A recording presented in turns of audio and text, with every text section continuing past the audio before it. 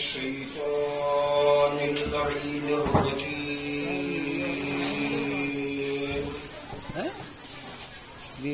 بسم الله الرحمن الرحيم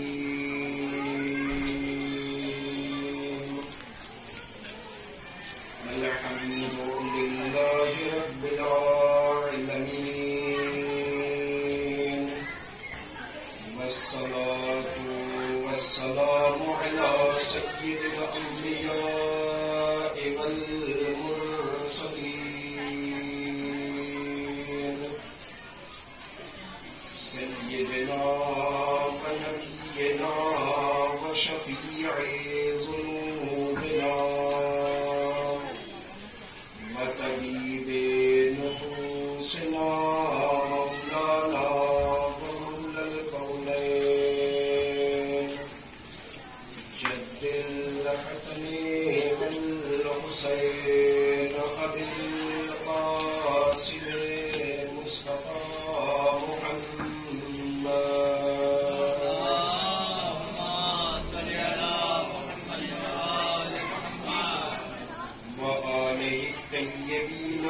الطاهرين المعصومين المظلومين ولعنة الله على أعدائهم أجمعين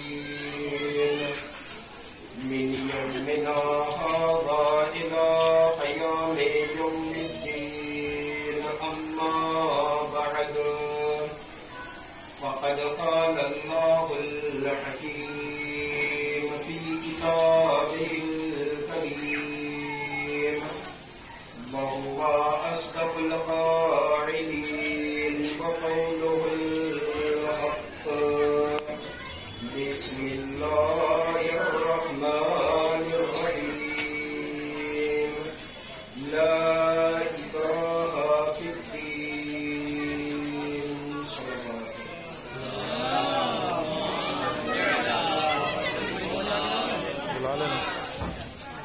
دین میں کوئی جبر نہیں ہے اپنے آخری نبی رحمت للعالمین شافع روز جزا جناب احمد مشتبہ حضرت محمد مصطفیٰ صلی اللہ علیہ وآلہ وسلم کے ذریعے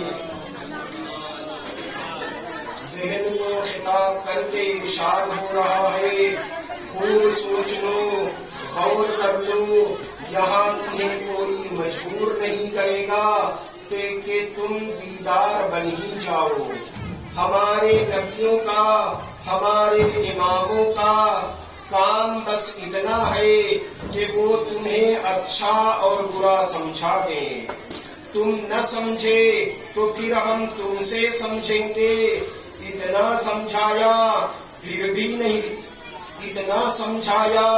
پھر بھی نہیں سمجھے اتنا بتایا پھر بھی متوجہ نہیں ہوئے دنیا میں تو تم سے کچھ نہیں کہا جائے گا مگر آخرت میں تم سے باس برس ہوگی آسمان کی بلندیاں زمین کی پستیاں آفتاب و ماہتاب کا نکلنا ڈوبنا دریاؤں کی روانی پہاڑوں کی سربا فلک چوٹیاں سبزوں کی لہلہاہٹ حیات و موت کوئی چیز تمہارے ذہن پر اثر انداز نہیں ہوگی کہ تم سمجھتے کہ ہم کیوں پیدا ہوئے کس نے پیدا کیا زندگی کا کوئی مقصد تھا یا یوں ہی بلا مقصد پیدا کر دیے گئے کچھ تو سوچا ہوتا کبھی تو غور کیا ہوتا کہ جب آفتاب ڈوب سکتا ہے تو ہم بھی مر سکتے ہیں دریا خشک ہو سکتے ہیں تو ہمیں بھی موت آ سکتی ہے یہ سب صرف اس لیے ہوا کہ تم نے آنے پر غور نہیں کیا ورنہ جانا بھی تمہیں یاد رہتا حضرات ہم جو بھی سانس لے رہے ہیں گویا اپنی حیات کا ایک لمحہ کھو رہے ہیں اٹھتے بیٹھتے اللہ اللہ تو ہماری زبانوں پر آتا ہے مگر کبھی بھولے سے اس کے احکام ہمیں یاد نہیں آتے ہم اللہ کو تو مانتے ہیں مگر ہم نمازیں نہیں پڑھ سکتے، ہم روزے نہیں رکھ سکتے، رسول کو ائمہ کو ہم مانتے ہیں مگر ان کے حقوق ادا نہیں ہو سکتے۔ اتنا سب کیسے کریں؟ یہ سب اللہ رسول کا کام تھا، ہم سے تو اتنا نہیں ہو سکتا۔ تو کوئی کہتا ہے آپ مسلمان رہیے، شوق سے اس خدا کو ڈھونڈ لیجئے جو بغیر عمل کے آپ کو جزا دے دے، جنت دے دے، مگر اگر اسلام کے مطابق اللہ کو مانا ہے تو اسلام قدم قدم پر دعوت عمل دیتا ہے۔ بے عمل انسانوں، تمہیں دائرہ اسلام میں رہنے کا کیا کام؟ رسول اللہ مزدوری بھی کرتے تھے، پیغام خدا بھی لوگوں تک پہنچاتے تھے، اور منزل عمل میں اس طرح ہوتے کہ اللہ قرآن مجید میں آواز دیتا ہے، بسم اللہ الرحمن الرحیم، طٰہ ما انزلنا علیک القرآن لتشقیٰ۔ اے میرے پاک و پاکیزہ نبی، میں نے قرآن لے کر تمہیں اس لیے نہیں بھیجا کہ تم مشقتوں میں مبتلا ہو جاؤ۔ جناب صدیقہ طاہرہ بطول عذرا، جناب فاطمہ زہرا سلام اللہ علیہا بنت رسول مقبول کا عالم یہ ہے۔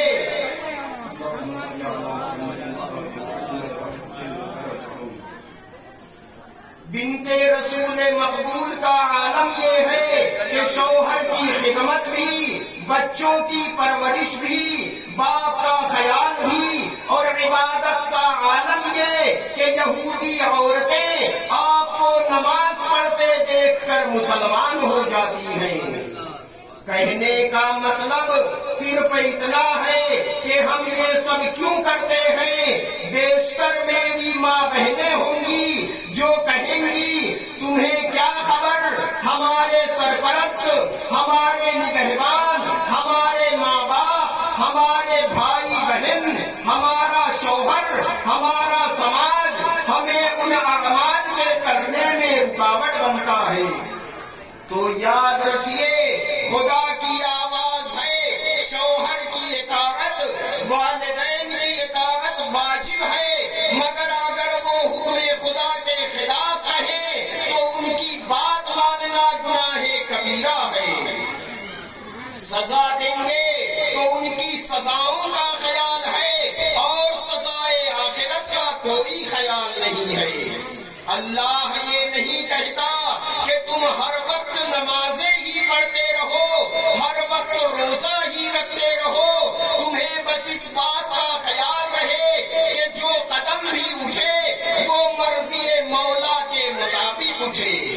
اب ہمارا ہر عمل عبادت ہوگا، والدین کی خدمت اسی کا حکم ہے، شوہر کی فرما برداری اسی کا حکم ہے، بچوں کی پرورش اسی کا حکم ہے، بھائی بہن کا خیال اسی کا حکم ہے، سماج کا خیال اسی کا حکم ہے۔ جب یہ سب کرو تو یہ خیال نہ رہے کہ ماں باپ خوش ہوں، بلکہ شوہر خوش ہوں، بچے خوش ہوں، بلکہ یہ خیال رہے کہ خدا خوش ہو رہا ہے۔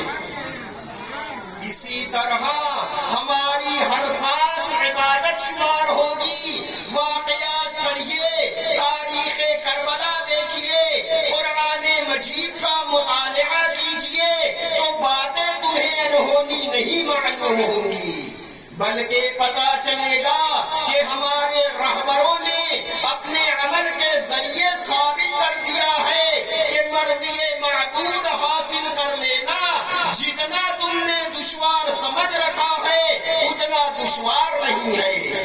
بس نظر میں اللہ کو یاد رکھنا چاہیے، اس کی کبریائی، اس کی بزرگی ہی پر نظر رکھنی چاہیے۔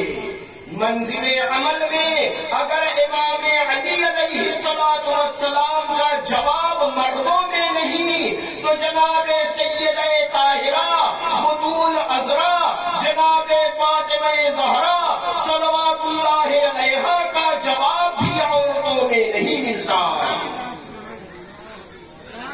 وہی ذوق عبادت، وہی خضوع، وہی خشوع، وہی خوف خدا کی منزل، ہر لمحہ مرضی خدا پر نظر۔ شوہر امام ہو کر بھی اگر سجدے میں سر کٹاتا ہے تو جناب سیدہ بھی اسماء سے کہتی ہیں کہ اے اسماء، دیکھو جب تک تسبیح و تحلیل کی آواز آتی رہے سمجھنا تمہاری شاہزادی زندہ ہے، ورنہ سمجھنا کہ جب میں اس دنیا میں نہ رہی اور میری آواز بند ہو جائے تو سمجھنا کہ تمہاری شاہزادی سیدہ اس دنیا میں نہ رہی۔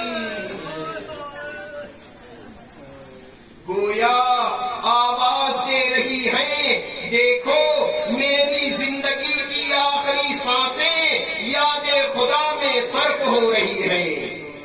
اس گھر کے ہر ایک کا یہی عالم تھا۔ جناب ام البنین سلام اللہ علیہا کو دیکھیے، کون ہے جو ان کی عبادتوں کا جواب پیش کرے؟ جناب زینب، جناب ام کلثوم کو دیکھیے، جناب ام فروا کو دیکھیے، جناب ام لیلا کو دیکھیے، جناب ام رباب کو دیکھیے۔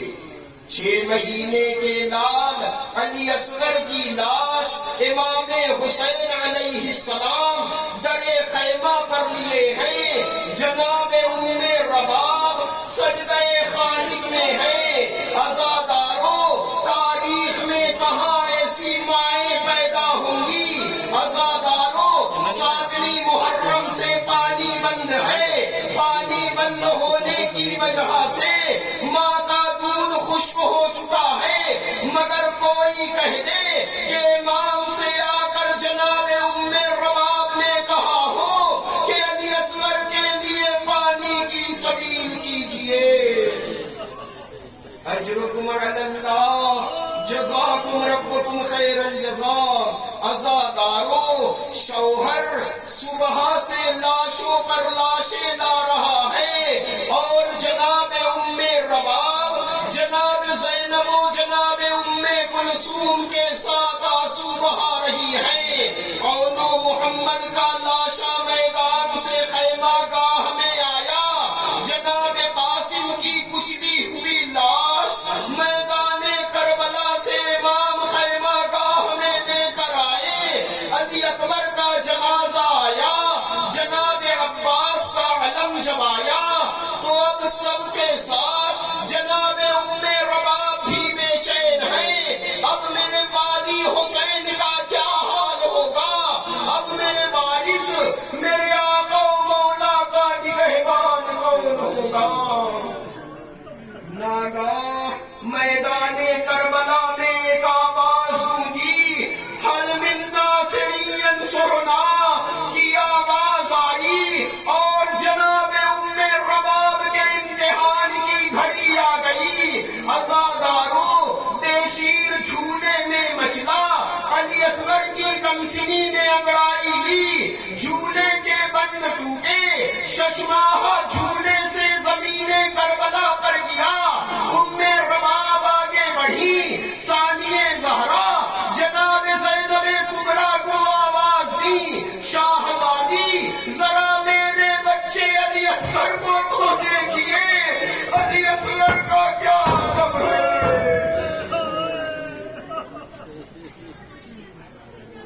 جناب زینب دوڑی، جناب ام کلثوم آئی۔ عالم یہ تھا کہ بچہ مچلتا تھا اور خشک ہونٹوں پر اپنی زبان پھیرتا تھا۔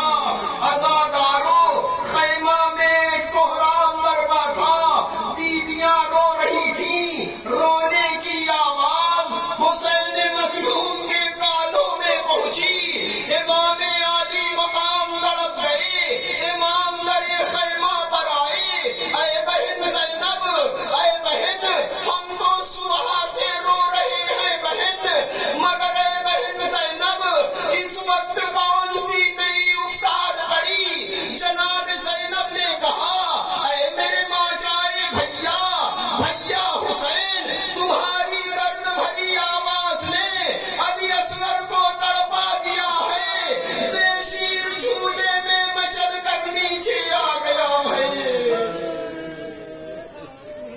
اجرکم علی اللہ جزاکم ربکم خیر الجزا. عزادارو امام عالی مقام نے کہا بہن زینب لاؤ علی اصغر کو مجھے دے دو بہن. عزادارو علی اصغر کو امام حسین علیہ السلام نے اپنے ہاتھوں پر لیا. امام علی اصغر کو لیے ہوئے میدان کربلا میں گئے.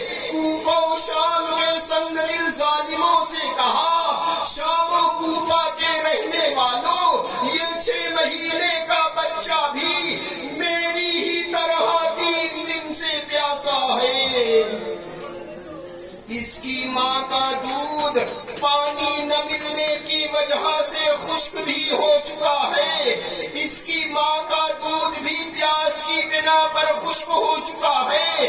اگر تمہارے خیال میں حسین خطاوار ہوں تو اس 6 مہینے کی جان نے تمہاری کیا خطا کی ہے؟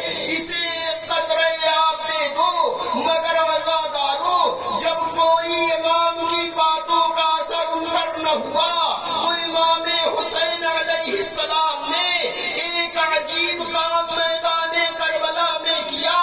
کربلا کی جلتی اور تپتی ہوئی زمین پر اس ننھی سی جان کو امام نے لٹا دیا اور آواز دی ظالموں اگر تم یہ سمجھتے ہو کہ اس بچے کے بہانے سے میں پانی پی لوں گا تو لو میں ہٹا جاتا ہوں. تم خدا کر اس بچے کو پانی پلا دو. اجرکم علی اللہ جزاکم ربکم خیر الجزا. عزادارو پھر بھی اشقیاء کی طرف سے کوئی جواب نہ ملا تو امام حسین علیہ السلام نے جلدی ریتی سے علی اصغر کو اپنے ہاتھوں پر اٹھا کر خود ہی بچے سے کہا اے بیٹا علی اصغر تم بھی تو حجت خدا کے فرزند ہو بیٹا. ان اشقیاء پر اپنی حجت کو تمام کر دو. عزادارو علی اصغر نے سوکھے ہونٹوں پر ننھی سی زبان پھرائی. زبان کا پھرانا تھا کہ فوج یزید میں ہلچل مچ گئی. فوجیوں نے کمانیں پھینکی تلواریں ہٹائیں. فوجی رونے لگے. عمر سعد ملعون نے جو یہ انقلاب دیکھا ہرملا سے کہا ابدا کلام الحسین حسین کے کلام کو کاٹ دے. عزادارو آپ کے مولا کا کلام کیوں کر قطع ہوا؟ ظالم ہرملا ملعون نے کمان میں تیر بھال کا تیر جوڑا. چاہتا تھا کہ گلو علی اصغر کا نشانہ لے. ہرملا کے ہاتھ لرز گئے. کمان چھوٹی. ظالم نے پھر کمان سنبھالی. پھر ہاتھ کانپے. اب جو عمر سعد ملعون نے یہ منظر دیکھا کہا ہرملا تجھے کیا ہو گیا ہے؟ تیرے ہاتھ کیوں کانپ رہے ہیں؟ ہرملا بولا جب علی اصغر کے گلے کا میں نشانہ لیتا ہوں تو رسول اللہ سامنے آ جاتے ہیں. اجرکم علی اللہ جزاکم ربکم خیر الجزا. عزادارو تیسری مرتبہ تیر چلا گلوئے علی اصغر پر لگا. بچے کا گلا چھدا. امام حسین علیہ السلام کا بازو چھدا. اس طرح بچہ باپ کے ہاتھوں پر تڑپ بھی نہ سکا. اس وقت رہی نہ تاب. تمام اہل شام رونے لگے. رہی نہ تاب. تمام اہل شام رونے لگے. لٹا کے خاک پہ لاشائے امام رونے لگے.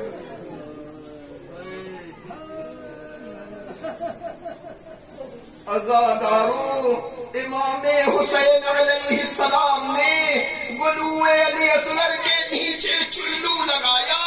چلو خون سے بھرا. امام نے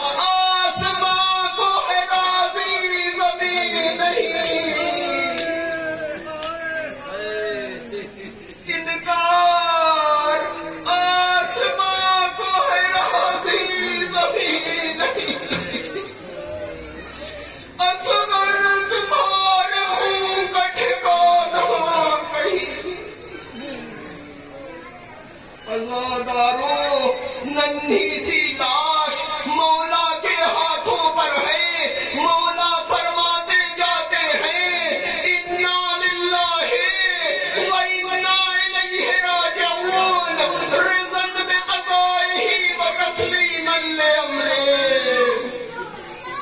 امام نے سوچا آگے بڑھ کے خیمے میں لاش پہنچا دوں، خیال آیا ام رباب کیا کہیں گی۔ امام پھر پیچھے ہٹے، 7 مرتبہ اسی طرح امام آگے بڑھے اور پیچھے ہٹے۔ ایک دفعہ امام روتے ہوئے در خیمہ پر آ کر آواز دی، رباب آؤ اپنی کمائی لے جاؤ۔ عزادارو، ام رباب سے پہلے جناب سکینہ آ گئی۔ جناب سکینہ سمجھی کہ بابا حسین بھیا علی اصغر کو پانی پلا لائے۔ کہا میرے بابا، اے بابا، سکینہ نے کیا خطا کی تھی بابا؟ حسین نے ابا کا دامن الٹا، بچی نے ننھے بھائی کو دیکھا۔ سکینہ غش کھا کر زمین کربلا پر گر پڑی۔ عزادارو، ام رباب آئی، بیبیاں پہنچی۔ امام حسین علیہ السلام نے کہا، رباب میں تم سے شرمندہ ہوں رباب کہ تمہارے لال علی اصغر کو پانی نہ پلا سکا۔ ام رباب نے آنچل سے بہتے ہوئے آنسو پوچھے، آقا کنیز کا امتحان لے رہے ہیں، اے مولا ایک علی اصغر کیا آپ پر ہزاروں علی اصغر قربان۔ عزادارو، خدا آپ کو کسی غم میں نہ رلائے سوائے غم سید الشہداء کے۔ عزادارو، امام حسین علیہ السلام لاشیں علی اصغر لیے ہوئے پھر میدان میں آئے، لاشیں کو زمین پر رکھا، نیام سے ذوالفقار نکالی۔ امام نے چاہا کہ قبر کھودے، ناگاہ ذوالفقار سے آواز آئی، شاہزادے حسین جب علی خیبر کو فتح کر کے پلٹے تھے تو بی بی سیدہ نے مجھے دھوتے وقت کہا تھا کہ میرے غریب و بے کس حسین کی مدد کرنا، مگر اے میرے آقا و مولا اس کا وعدہ تو نہیں تھا کہ قربت علی اصغر مجھ سے کھو دی جائے۔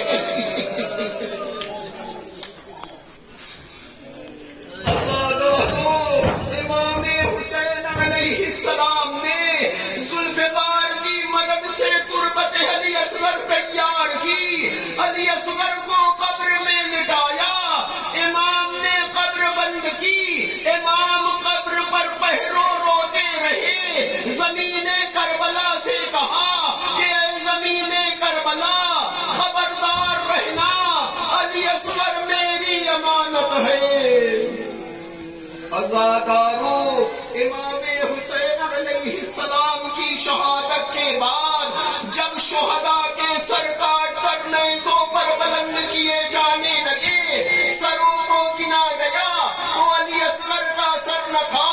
عمر سعد ملعون نے حکم دیا، نیزے والے چلے، علی اصغر کی قبر ڈھونڈنے جانے لگے۔ زمین میں نیزے چبھوئے جانے لگے کہ ایک مرتبہ زمین میں ایک نیزہ دھسا، نیزے کے ساتھ ننھی سی لاش باہر نکلی۔ ظالم نے علی اصغر کا سر تن سے کاٹا، نیزے پر بلند کیا۔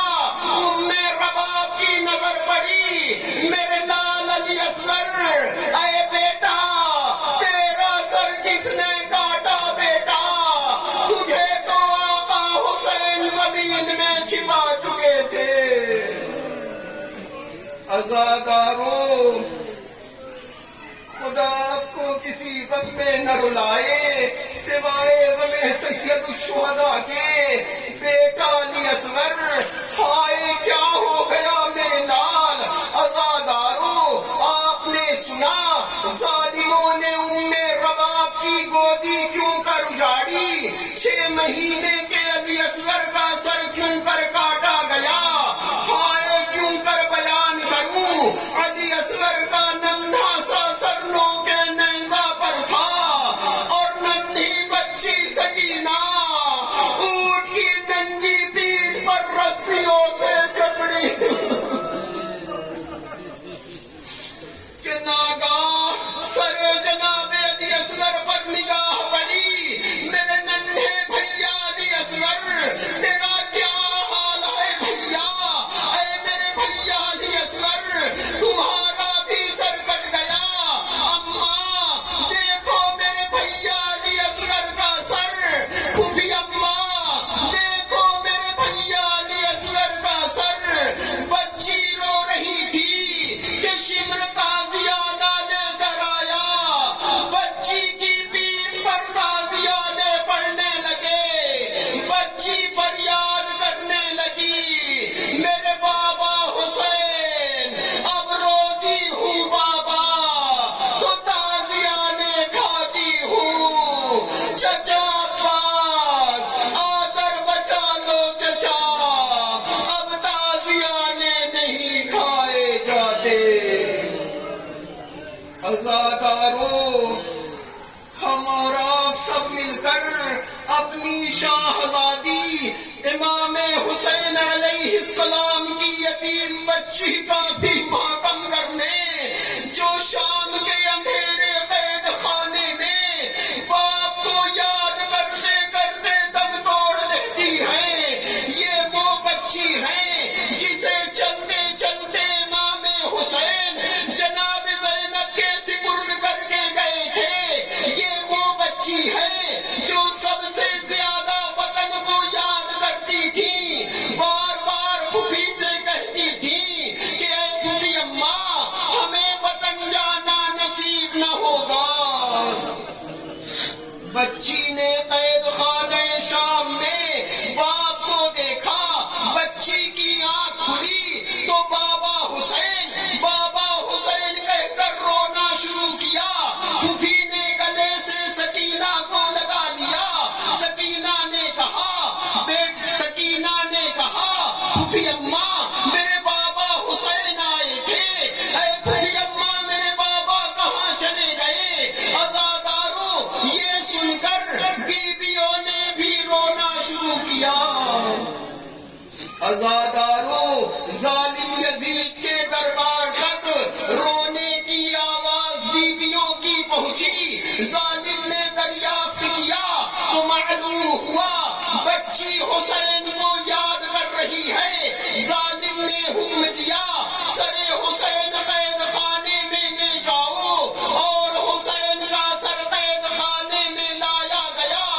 عزادارو، قید خانے میں ایک بحران برپا ہوا، سکینہ نے منہ پر منہ رکھ دیا، کہا بابا حسین تمہاری سکینہ نے تماچے کھائے، اے بابا کان زخمی ہے، اے بابا حسین سر سے چادر چھن گئی، روتے روتے سکینہ خاموش ہو گئی، اور اب جو دیکھا تو بچی کی روح پرواز کر چکی تھی۔ عزادارو، قید خانے میں قیامت برپا ہو گئی، حسین کی امانت سکینہ جناب زینب سے جدا ہو گئی، علی اصغر سے کربلا میں موت خالی ہو گئی، سکینہ قید خانے میں ماں سے چھڑ گئی، بچی کو غسل دیا، کفن دیا، بیمار کربلا نے بہت کا جنازہ اٹھایا، نہ جانے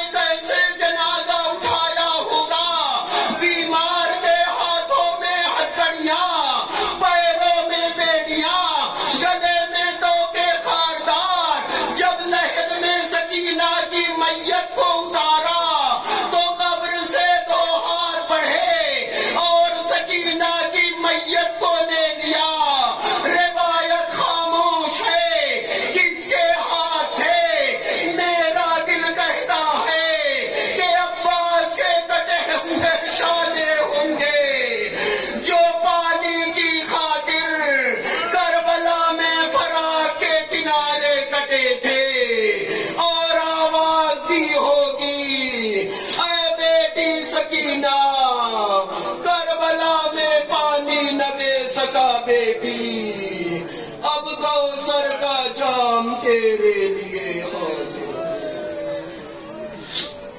وَسَيَعْلَمُ الَّذِينَ ظَلَمُوا أَيَّ